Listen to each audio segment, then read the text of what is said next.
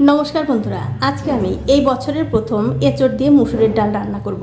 তো এঁচড় দিয়ে মুসুরের ডাল রান্না করার জন্য দেখতে পাচ্ছেন এখানে আমি একটা এঁচড় কেটে ধুয়ে পরিষ্কার করে নিয়েছি, আর তার সাথে নিয়েছি 1 বাটি মুসুরের ডাল।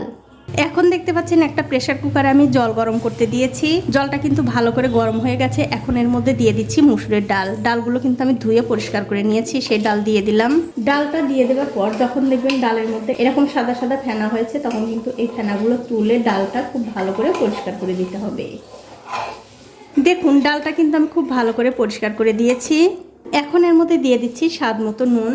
তারপর প্রেসার কুকারের ঢাকাটা বন্ধ করে দুটো আমি সিটি দিয়ে নেব। তো এই দেখুন, দুটো সিটি পড়ে গেছে। এবারে প্রেসার কুকারের ঢাকাটা খুলে নিলাম, আর দেখুন ডাল কিন্তু কত সুন্দরভাবে সেদ্ধ হয়ে গেছে। এখন আমি এর মধ্যে দিয়ে দিচ্ছি আগে থেকে কেটে রাখা এঁচড়, সাথে দিয়ে দিচ্ছি আদা আর জিরা বাটা, ঝালের জন্য কাঁচা লঙ্কা, হলুদের গুঁড়ো, স্বাদ মতো নুন। নুন কিন্তু বন্ধুরা অবশ্যই বুঝে দেবেন, তার কারণ একবার দেয়া আছে নুন। সবশেষে এর মধ্যে দিতে হবে গরম জল। অবশ্যই কিন্তু বন্ধুরা গরম জলটাই ডালে দেওয়ার চেষ্টা করবেন, তাহলে কিন্তু ডালের স্বাদটা ঠিকঠাক থাকবে। এবারে সব কিছু ডালের সঙ্গে খুব ভালো করে মিশিয়ে দিতে হবে। দেখুন, ডালের সঙ্গে সব কিছু কিন্তু খুব ভালো করে আমি মিশিয়ে দিয়েছি। এবারে প্রেসার কুকারের ঢাকাটা বন্ধ করে গ্যাসের ফ্লেমটা মিডিয়াম টু হাই রেখে দুটো আমি সিটি দিয়ে নেব। দেখুন, দুটো সিটি পড়ে গেছে। আমি আবার কিছুক্ষণ পর এই প্রেসার কুকারের ঢাকনাটা খুলে নিচ্ছি, আর দেখুন এঁচড়গুলো কিন্তু কত সুন্দরভাবে সেদ্ধ হয়ে গেছে। এখন আমি ডালে ফোড়ন দেব। তার জন্য একটা কড়াইতে দিয়ে দিচ্ছি সর্ষের তেল। আপনারা চাইলে কিন্তু সাদা তেল দিয়েও রান্না করতে পারেন। এখন এই তেলের মধ্যে দিয়ে দিচ্ছি তেজপাতা, শুকনো লঙ্কা, আর দিয়ে দেব 5 ফোড়ন। এবারে তেলের সঙ্গে ফোড়নগুলো একটু ভালো করে ভেজে নিতে হবে। ভাজতে ভাজতে যখন দেখবেন এই ফোড়ন থেকে খুব সুন্দর একটা মিষ্টি গন্ধ বেরোচ্ছে, তখন এর মধ্যে দিতে হবে ডাল।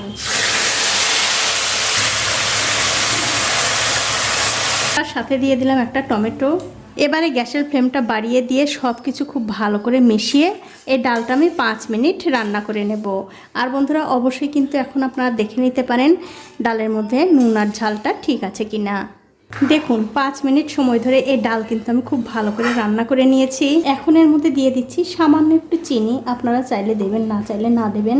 আর সবশেষে দিয়ে দিচ্ছি 1/2 চামচ ঘি। এবারে ঘি আর চিনিটা এই ডালের সঙ্গে খুব ভালো করে মিশিয়ে দিতে হবে। মিশিয়ে দিলেই কিন্তু বন্ধুরা এই ডালটা খাবার জন্য একদম রেডি হয়ে যাবে। তো দেখুন, ঘি আর চিনিটা কিন্তু ডালের সঙ্গে খুব ভালো করে মিশিয়ে দিলাম। এখন আমি এই ডালটা দুপুরে গরম গরম ভাতের সঙ্গে পরিবেশন করব।